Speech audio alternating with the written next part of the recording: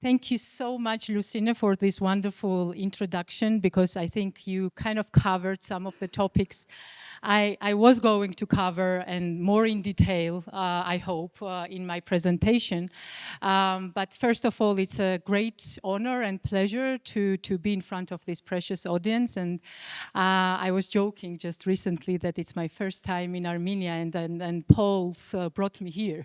So sometimes these borders, which as if divide us, they bring us together in a very unexpected way, and through others, others than neighbors.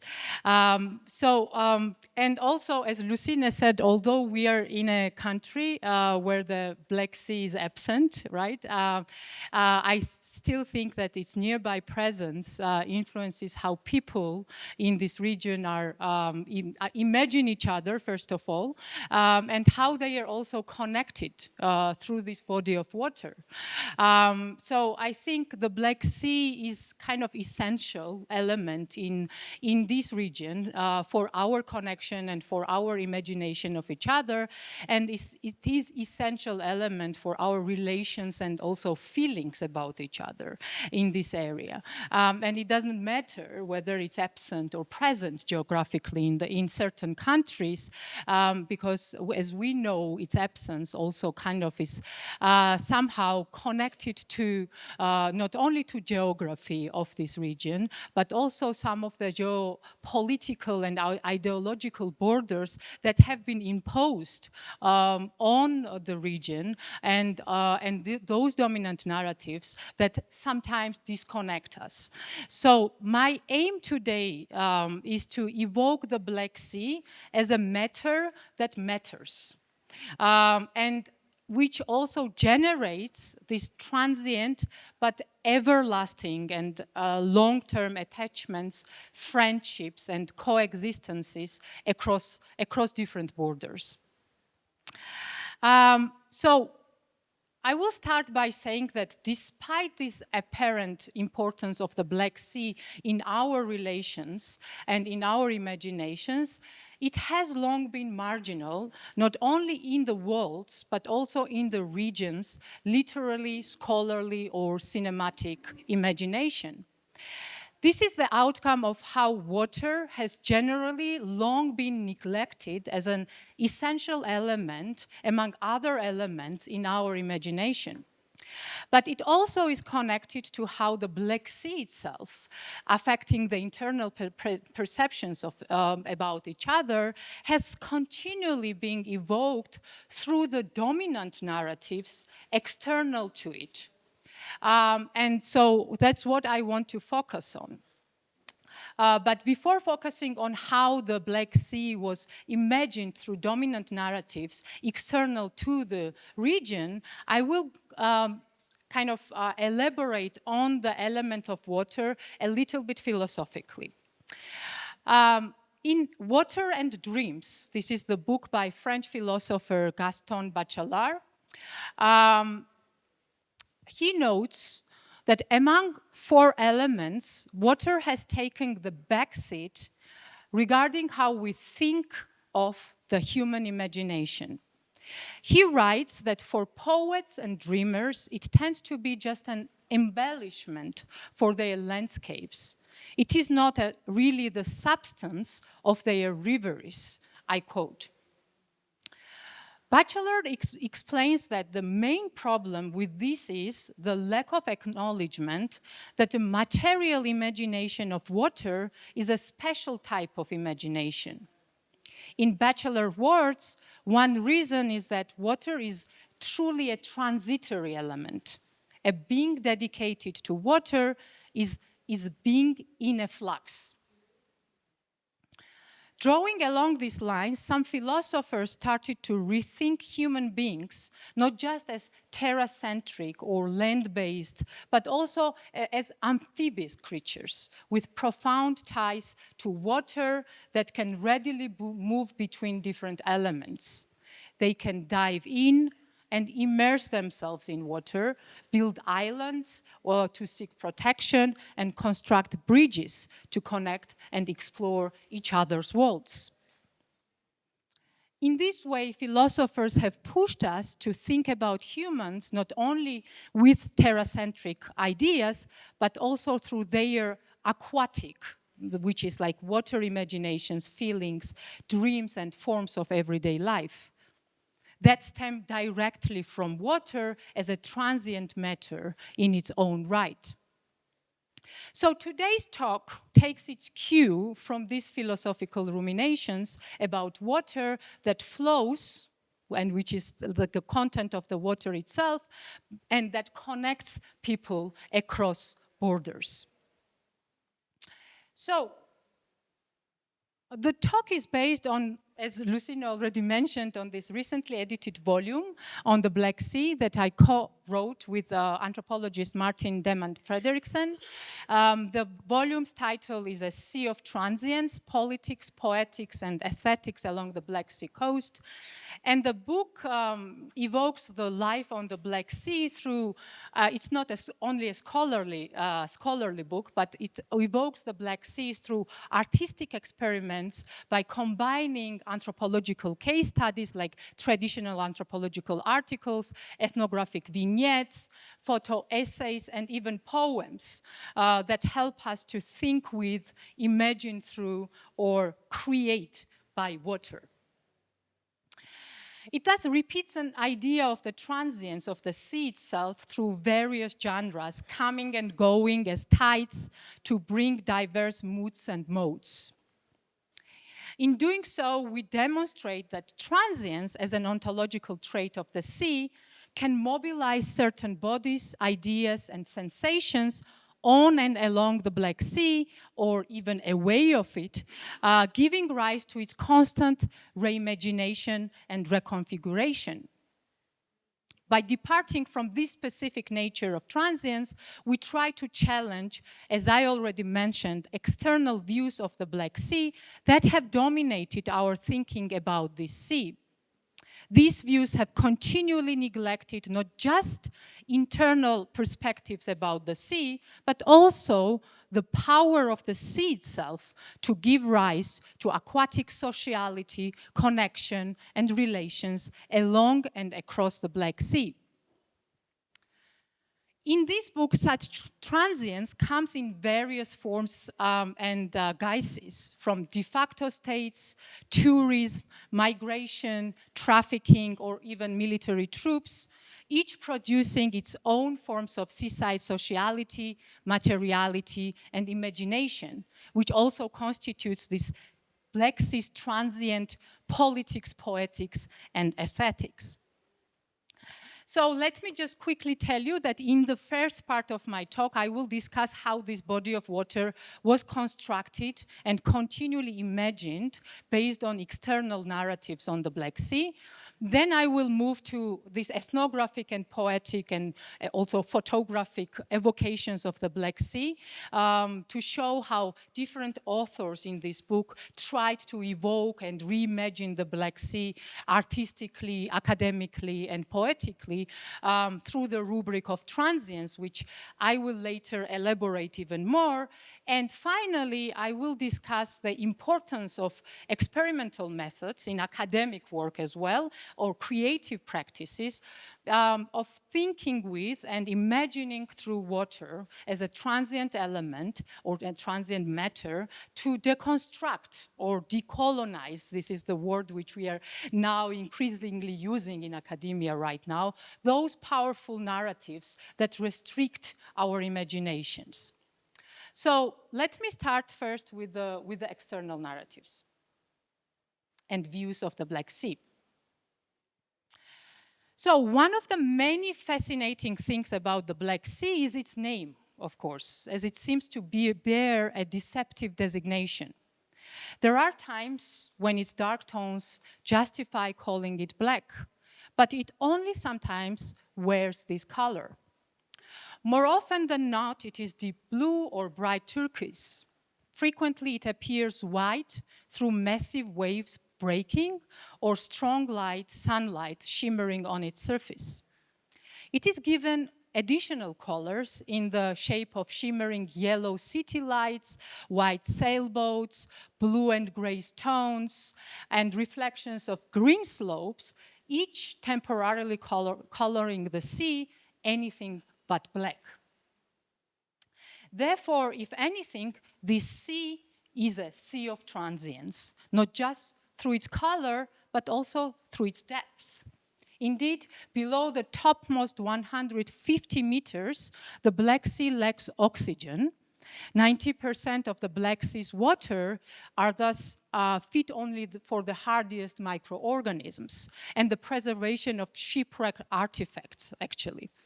Life in the Black Sea is transient as you go deeper, and its underwater world becomes increasingly blue until turning completely dark at the bottom. So then the question is, why is the Black Sea called black if it rarely bears this color? The name of this sea is derived from, not from its appearance, but from its location, the outcome of early geographical imagination about this sea.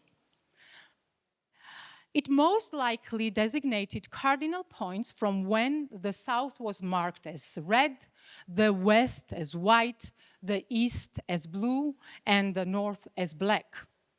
Indeed, the first Persian empire of Achaemenides established these color points as designations of the globe. After the Persians in the 1st century BC, Greeks named the Black Sea Pontos, and I'm sorry if I'm not pronouncing this correctly, Axeinos, or the inhospitable sea, itself a rendering of the Persian word Aksaina, meaning dark-colored. As Greek colonization of the Black Sea coast spread farther, the sea became Pontos Euxenios, or hospitable sea, marking this sea, and as Lucina already mentioned, as a very marginal and peripheral point of destination, connection, and kind of adventurous travel where something bad should happen, right? Since then, the Black Sea has been marked as black and somewhat also marginal, despite being a recurrent place where diverse histories, cultures, and worldviews met and reimagined not only its color, but also its own content. I will continue with these dominant geographical narratives about this sea. And one of them is that one of the most dominant geographical narrative has evoked it as the most isolated segment of the world's oceans. And as such, read it only with the gaze of other seas and other oceans. In his cultural history of the sea, John Mack notes that each sea has it, and water, has its own hinterlands and waters flowing from inland rivers. And this goes for 6 seas he mentions in this book. This is North Atlantic, the South Atlantic, the Red Sea, the Indian Ocean, the Pacific, the Mediterranean. However, surprisingly, the Black Sea is treated merely as an outflow to the latter, to the Mediterranean. In contrast to its multiple inflows, the Black Sea's only outlets are the Turkish Straits, leading to the Marmara and the Mediterranean. So through such geographical perception of this body of water, the Black Sea becomes not just as a hinterland, but hintersea, in a way, that speaks to the Mediterranean and not to itself. So on Wikipedia, for instance, one reads that the Black Sea, and I quote, is a marginal Mediterranean sea, marking that this sea has not only been marginal in emerging studies of seas and oceans, but in the sense that when it is mentioned, it is done so through other core seas, like the Mediterranean. The tendency to think about the Black Sea based on these dominant external geographical or even political narratives of different cores have thus directed the gaze from internal ones. It has provided only a one-way imaginary, ignoring the one from within. This tendency has not changed even in most recent history of the Black Sea, for it is evoked currently as a realm connected to various political centers such as Russia, Europe, or Turkey.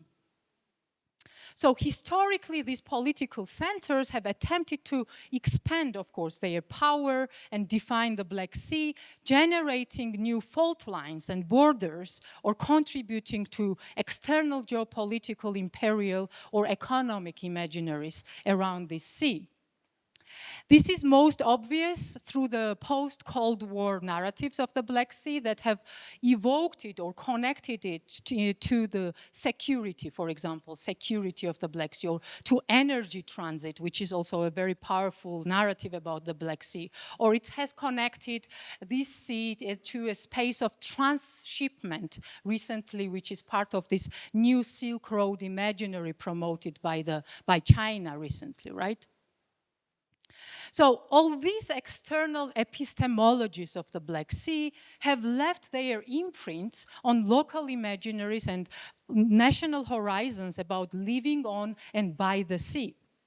Some scholars have argued that the Black Sea is often imagined in Georgian, for example, and I will kind of focus on the Georgian side of the story in this particular part of my presentation, that in Georgian literary narratives as a space of thalassophia, which is the fear of the sea, or as a border, or Georgians as more terrestrial than sea-oriented people. Indeed, in one of the prominent Georgian novels of late Soviet period, A Man Was Going Down the Road by Otar Chiladze, the receding sea is a powerful symbol of the Soviet imperial conquest. It marks the separation of people from the seaside economy and sociality on the Georgian Black Sea. The novel is based on the prominent mythological trope of Argonauts, as you know, all of you might know about this myth itself, which is also itself an outcome of the external depiction of the Black Sea. In this myth, Greek Argonauts come to the kingdom of Colchis in present-day Western Georgia, searching for the Golden Fleece. In Chiladze's meditation of this mythology, the appearance of foreigners on the Georgian Black Sea shores results in the dispossession of the sea from people's everyday lives, imaginaries, and practices. Such external narratives about the Black Sea informing the internal ones have been so powerful that they often mask the fact that the fluidity of the sea itself has continually challenged those narratives.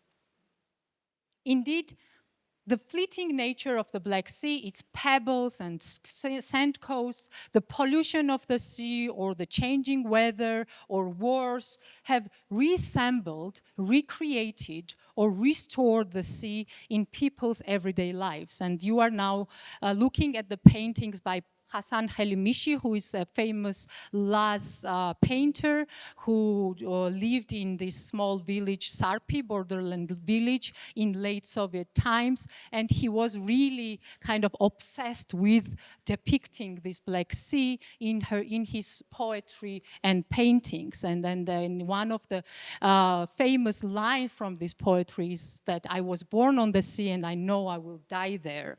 But these kinds of narratives are not really visible, and we don't hear it much in our everyday discussions. So not only is the Black Sea, its waves and winds continually flowing, but its politics, poetics, and aesthetics are also in constant flux, generating various forms of aquatic relations, connections, and imaginations. In the book, we call this a transience-based epistemology of the Black Sea, an intimate knowledge and sensibility about the sea and the coast that allows for attunement to its movement and the transient characteristics of water in constant flux. This approach has helped us to theorize, sense, and imagine the Black Sea directly from its shores, waters, and beaches, rather than from outside of it. The book thus includes stories of boats, dolphins, pebbles, refugees, tourists, breakaway states, and even repressed leftists, all of which tell us something about the Black Sea, its transient politics, poetics, and aesthetics. So let me move to continue by evoking several of the book's transient-based stories, photo essays, and poems to demonstrate how we tried to challenge the dominant external perspectives about the Black Sea. I will start with the transience and poetics, the book's first section, dealing with the Black Sea as a space of poetics of momentary and fleeing encounters. Under these conditions, the encounters with or on the Black Sea are incomplete or fragmentary. Even if such encounters leave lasting memories and sensibilities about each other and about the sea itself, they are quickly excluded from the dominant narratives about the Black Sea, which prioritize fixed identities and relations. So one of the first essays by Vera Svirskaya unfolds the importance of such fleeing and fleeting, which is the better way to put it, encounters on the Odessa-Istanbul passenger boat, which I just found on Wikipedia. She didn't provide the photo of this boat, but on Wikipedia you can find it. Odessa-Istanbul passenger boats, when the Black Sea became a connecting realm between Turkey and Ukraine at the end of the Cold War. The Odessa-Istanbul maritime route has enabled a flight of small commodity traders, prostitutes, traffickers, tourists, students, and migrants in the first post-Soviet decades of the 1990s and 2000s.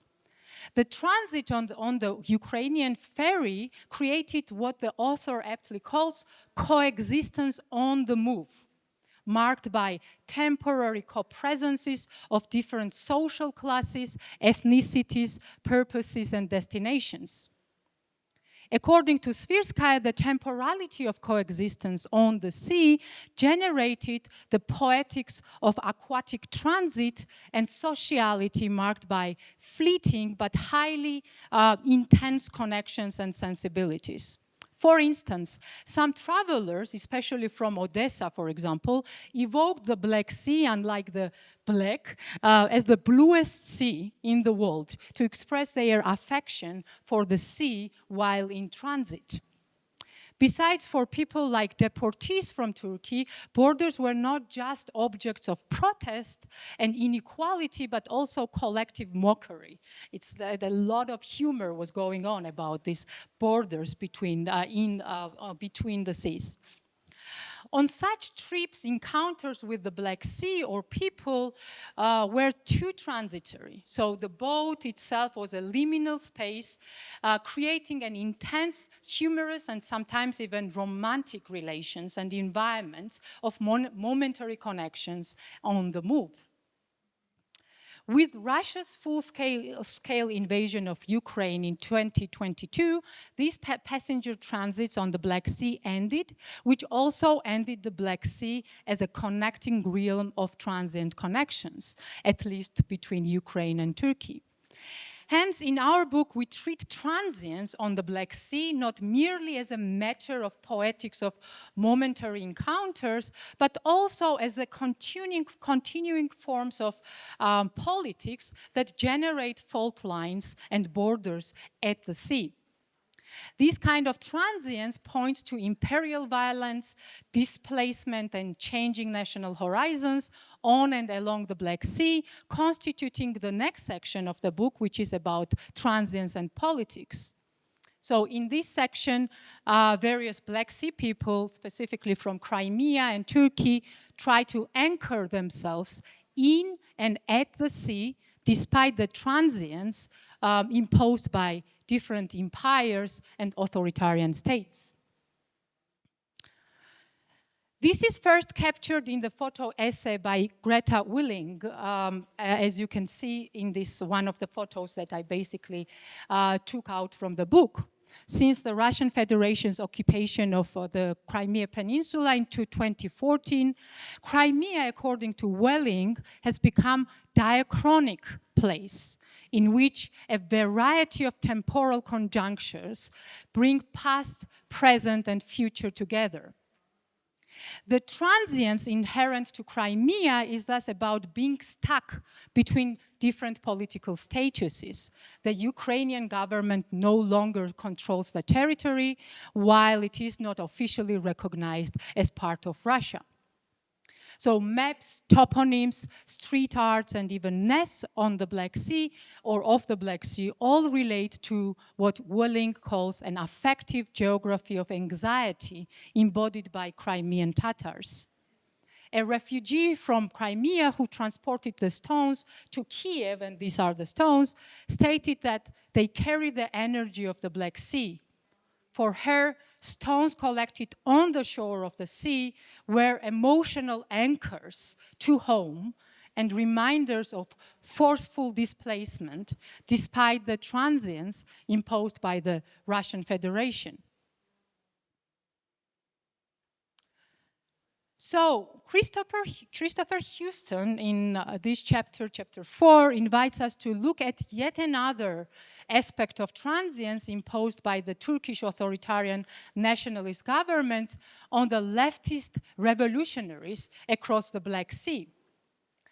The leftist revolutionary activities and acoustic sensibilities were made transient in Istanbul districts and on the Black Sea's eastern shores. They were targeted by the junta before and after the brutal 1980s military coup. Even possessing the tapes of Zulfu Livaneli, one of the most popular Turkish leftist singers, led to the prosecution in the junta's military courts. Not only was this leftist music heavily censured, but creeks and villages along the Black Sea were erased from the map to destroy the affective attachments to and revolutionary potential of these places. One such creek was Kizildere, which inspired leftist Black Sea groups to write a song where a creek takes a revenge on murderers. So I'm not going to quote the whole poem, but the one part of it says that the creek is home to us, its water is the blood we sweat, and the creek will not calm down. So despite this authoritarian Turkish erasure of names and memories, the leftist revolutionary potential is not absent on the Black Sea coast. Instead, this absence itself becomes a haunting presence of a revolutionary sensibility of these places and aquatic spaces, as Houston argues.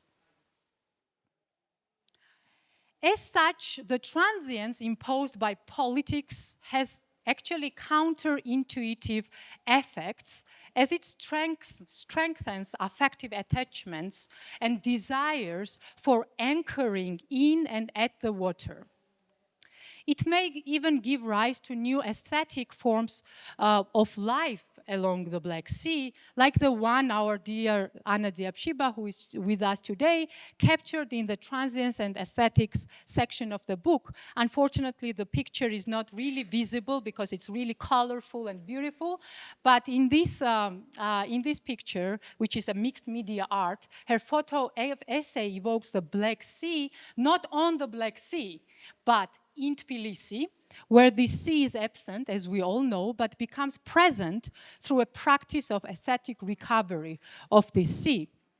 So her mixed media artwork traces wounds of conflict and war of refugees, settlement, which is basically located on the Tbilisi Sea, which is the reservoir serving as a kind of water supply for the entire Tbilisi.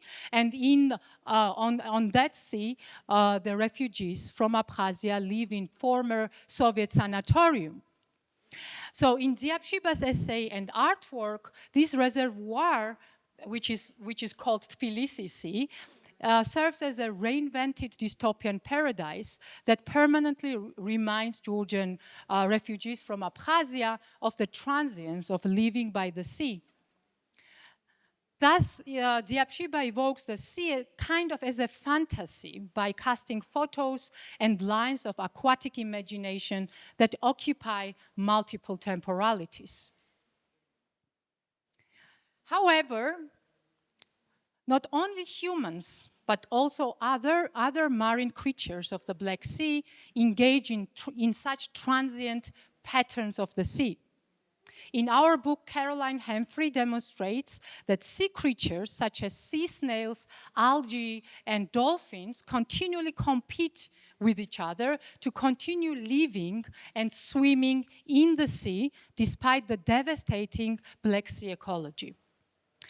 This is thus the story in which themes like that might otherwise be connected to land, such as invasion, predation, dependence, attraction, and migration, equally play out among sea creatures to navigate, survive, and re-emerge in the Black Sea.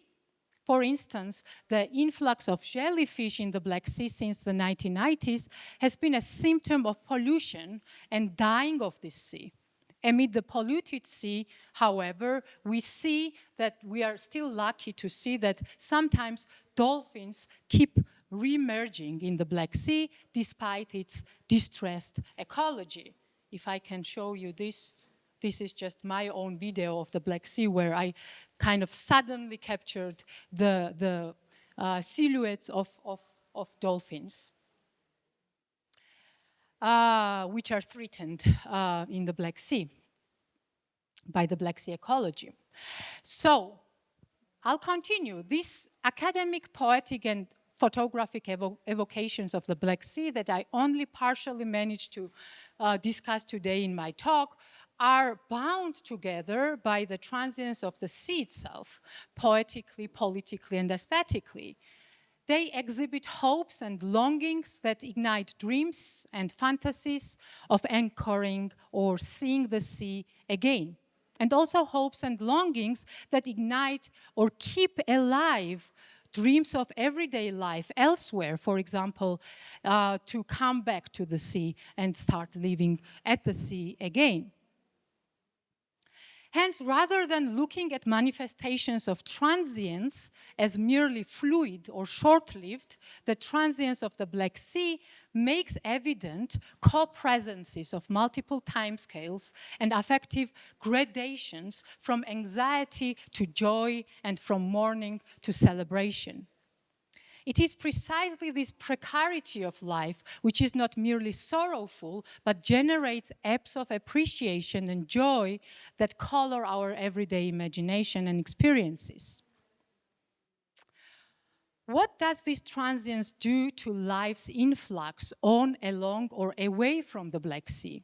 As I hope this talk has partially demonstrated, it generates new forms of imagination for the loss that transience may cause is subject to constant reparation, at times to permanent replacements and reimaginations. Such reimaginations, replacement, and reparations of the sea, I think, is crucial in times of ongoing dispossessions, destructions, and breakdowns of aquatic relations, socialities, and communities. They can challenge the dominant narratives, discourses, and imaginaries about the sea that constantly displaces it from our everyday life. However, it is also the matter of the sea itself constantly flowing and surging back and forth that evoke the imagination. For example, in his reflection on Venice in Watermark, Joseph Brodsky wrote, "Water unsettles the principles of the horizontal city, especially at night, when its surface resembles a pavement. No matter how solid its substitute, the deck, under your feet on the water, you are somewhat more alert than ashore. Your faculties are more poised." So unlike solid land, this fluid sense of water according to Brodsky, triggers more wariness and as such more imagination for aesthetic uses of the sea, and because it's connected to the loss of the direction, which is not merely navigational, but also emotional. Am I running out of time? Or do I have still some? I need like 5 minutes to wrap up. Is it fine? Okay. Yes? Okay. So I won't skip then some of the moments that I consider to be very important. I don't know. Okay. So, however, it is more than just about losing the direction on water, as Brodsky said, that generates and shapes our imaginations. It is about the loss of the sea altogether from our lives that can be a profoundly disorienting experience. This is not a result only of wars that cause the sea to disappear from refugees' everyday lives, for example. As anthropologist Michael Taussig argued in his The Beach, a Fantasy, which is an excellent, not only anthropological, but literary text, which I greatly recommend, in current times, only a few of us have direct experience of the sea. It's because sea has increasingly become a place of big cargo ships to carry capitalist commodities, replacing old and small harbors or seaside socialities. As such, while the horizon of the sea once was one of the openness and dreams of the future, today this vision or experience of it only erupts momentarily, as Taussig describes. But Taussig also continues and reminds us that by virtue of separation and loss that the sea acquires, by this virtue that the sea acquires new magnificence, making it possible to sense a new beauty in what is vanishing or disappearing. Hence, the flows, fluxes, waves, turbulences, and commotions or eddies of seas and oceans may surge back with our imagination, which is inherent to our everyday experiences. In our book, the poem by Stefanos Papadopoulos about the exodus of Pontic Greeks from Ottoman Empire, he evokes the sea as the last dream that floods in silence, which it covers and forgets. However, the loss of the sea also seems to invite a new fantasy of what a sea might be. This is a tense side of creativity, to envisage how it might be, how it might snap new thinking, a new connection to the sea. Actually, people constantly reshuffle their skills to assign new functions to the sea on the Black Sea, which I'm going to talk about a little bit more during my seminar. In this way, the Black Sea undergoes continuous recovery in seaside communities disturbed by its loss, destruction, or pollution, as the sea is where they want to be. Zura Jishkariani, an artist from Abkhazia working on software art, interactivity, and chatbot personality designs, created an artwork which is called Who Will Steal the Roaming of the Seas? And this artwork, which is not visible, I know here, and I will even play the video, but it still doesn't help because this is the only video apparently that they have. I don't know if it can play. Yeah, it's okay. But I can't play. Oh, okay, so we can just watch the video and I will, yeah, it's just this quality that I could acquire. So a hanging boat in the air is directly connected to the Abkhazian Black Sea through sensory poles installed in the sea. Hence, the boat feels every wave the poles register in the sea, transforming it into different sounds in another place through technical means. In an interview, the artist explains, although the ship is detached from the sea, it still has a melancholic and anxious connection to it through something else. The boat in the air creates a different imagined reality of staying with the sea, which has become physically transient. While the sea has become transient and the ship belongs to it, it now hangs in the air as an aesthetic object, out of place, but still with the sea. In her talk, What Could a Vessel Be?, given by Christina Sharp, a professor of English literature and Black Sea studies at the Venice Art Biennale in 2022, the vessel may appear as a ship that functions not only as a form of transport, but also as a form of imagination and creation. For Sharp, the boat thus is a proposition of what the vessel might be, do or gesture toward. It is not merely an impervious object that the boatmen bring into supple, sinuous, and transient waters, but the form of alternative dwelling or imagining the world. Boats carry stories, emotions, and memories that people reassemble again through various artworks, social practices, or everyday experiences. Many of the boats on the Georgian Black Sea are indeed carriers of such stories, emotions, and memories, as these boats have been at the end of the one world due to wars, conflicts, breakdown of maritime infrastructures, to be inserted into another world and reimagined anew. So this is the boat by Zurajish Karyani, now hanging in the air and radiating the sounds from the lost sea, which is one of them. So in this way, the Black Sea Transience provides material for recreating the sea while being robbed of it. As a fluid element, the sea thus may spark a decolonial imagination and new horizons, even amidst the gloom of imperial wars and ecologies. It is no wonder that water has recently become a focal point of art and creativity. When writing our book, numerous artworks that explicitly engaged with or took inspiration from seas and oceans suddenly emerged. These artworks stress the inseparability of humans from the nature and they exploit, and the interdependence between various species and organisms with each other. They also expose grief about and commitment to the sea in times of ecological and military crisis, generating fluid coexistences and solidarities. The Black Sea is not alone in inspiring us or keeping our dreams alive. Yet it is a place where such imaginations, emotions, and desires or affects have been overlooked for a long time.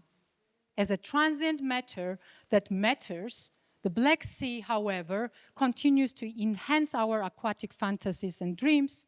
Hence, our book, and hopefully this talk as well, invite you all to dive in this sea, and not only through your imagination. Thank you.